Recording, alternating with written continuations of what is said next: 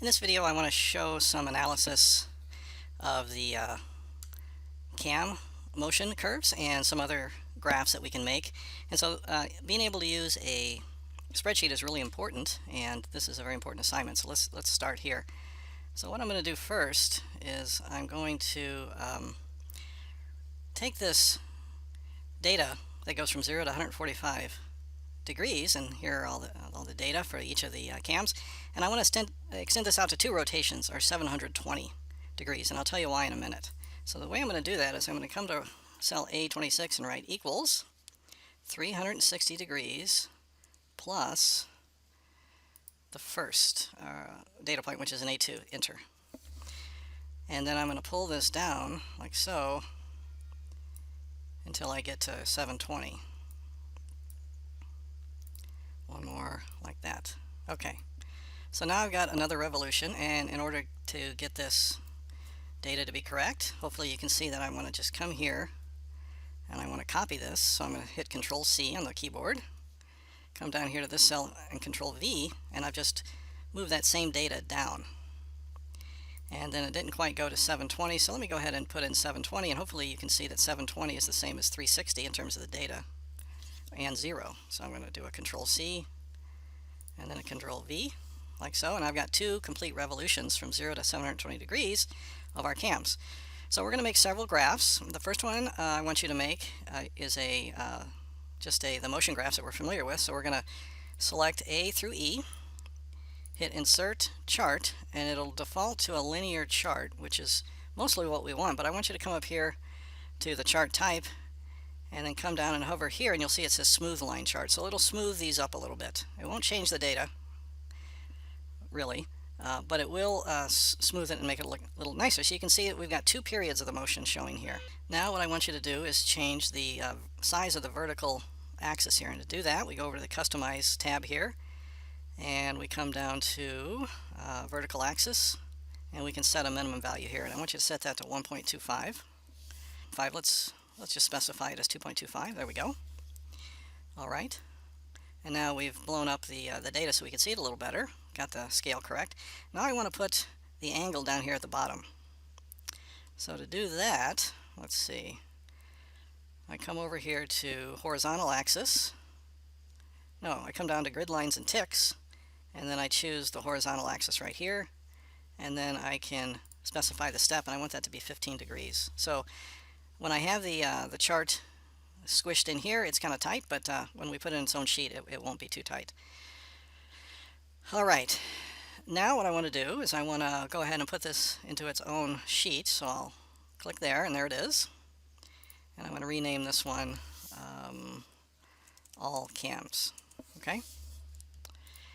And that is our graph. Now I want you to practice making these types of curves. So next I want you to just do the elliptical, because this graph can be kind of cluttered. Maybe I want to just have the elliptical. So I'm going to select columns A and B, insert chart. I'm going to choose the, where is it? Smooth line chart. Click it there. And then I'm going to again change the vertical axis minimum value and maximum. I'm going to set this to 125. Once you do it once, it'll give you an option to do it again, and 225, so we can compare all the graphs. They have the same vertical axes limits. And then I'm going to come over here to grid lines and ticks and put in the step value of 15 degrees, and it looks like that. How about this? How about 15? There we go. And again, I'm going to give this chart its own sheet, and as expected, the elliptical cam is kind of like a sine wave here. I'm going to rename this to elliptical. Elliptical. All right. So that is our motion graph, and it's labeled. It's got a label on the x-axis, it's got a label on the y-axis, it's got a label up here, so that's adequate. We always want to have those 3 things, and we've got them here. Now I want to make another graph with the same data. So I'm going to come back to my data, and here it's important that we just take the 1 revolution. So we're going to come from 0 up to 345, like so. So select 0 to 345 on the angle, insert chart, And this time for chart type, we want to come down here to polar, right here, radar. Here it's called a radar chart. Sometimes you'll see it called a polar chart. I'm going to click there, and you can see what this does is it's a value of the elliptical cam. Its location increases from 0 up to 2 radially outward, and then the angle is plotted at an angle. So what you notice is that it kind of looks like the elliptical cam. How about that? So what I want to do next is I want to go ahead and move this to its own sheet as well, and I'm going to rename this one, elliptical polar. Okay. Now I want this line to be a little darker. You can see, can't hardly see it, and there's not a lot of clutter here. So I'm going to come up here to Edit Chart, and this gives me the same stuff I had before when this was on the same sheet. I'm going to go to Customize, and then I'm going to change the thickness in this line, and to get there you go to Series here, and I'm going to change the line thickness to 4 pixels. I think px means pixels. So you can see that's much easier to read, and so I'm going to close that, and I've got my elliptical polar data. So I've got 2 graphs for each cam.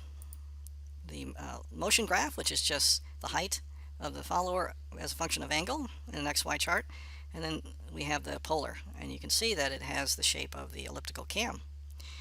And for the other cams, I want you to make the same 2 graphs, and so that you have a total of 2 graphs for each type of cam, for a total of 10 plus the all cams one here.